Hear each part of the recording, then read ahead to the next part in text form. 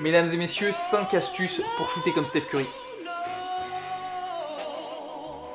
Première des astuces, le talon ne touche jamais le sol. Ça va avoir un effet de rebond et donner plus d'explosivité à Steph Curry. C'est l'effet dorsiflexion, je t'en avais déjà parlé dans une autre vidéo sur le dunk.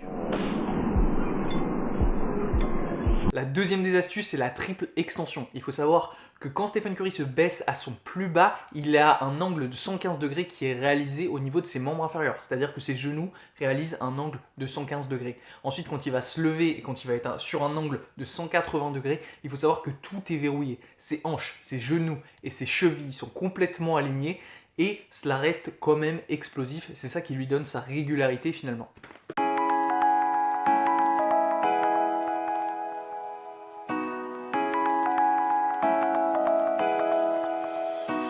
Troisième des astuces, c'est d'utiliser le one motion shot, c'est-à-dire le shoot en un temps. Je t'avais déjà réalisé une vidéo là-dessus, je te la mettrai dans la fiche, ici ou ici, je ne sais pas où ça s'affiche. Il utilise ça depuis qu'il est petit, c'est-à-dire qu'il n'avait pas assez de force, il n'était pas assez physiquement prêt pour lâcher un ballon à 3,05 m de hauteur, enfin pour un panier à 3,05 m, donc il a utilisé cette astuce et depuis c'est resté, ça lui est venu assez naturellement finalement.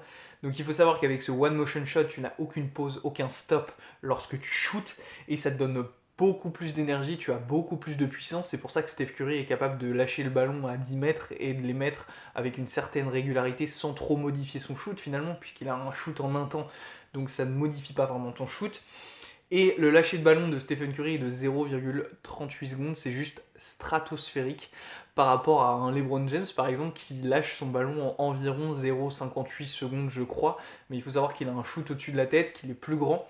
Donc il est beaucoup moins gêné par les défenseurs. La quatrième des astuces, c'est la manière dont Stephen Curry prend le ballon. Il faut savoir que quand il le reçoit comme ça et non forcément comme ça, comme on apprend typiquement en école de basket. Pourquoi il fait ça? Eh bien c'est tout simplement pour aller encore plus vite lorsqu'il va relâcher sa balle et ça donne un shoot beaucoup plus smooth et il a beaucoup plus de puissance quand il va relâcher la balle encore une fois.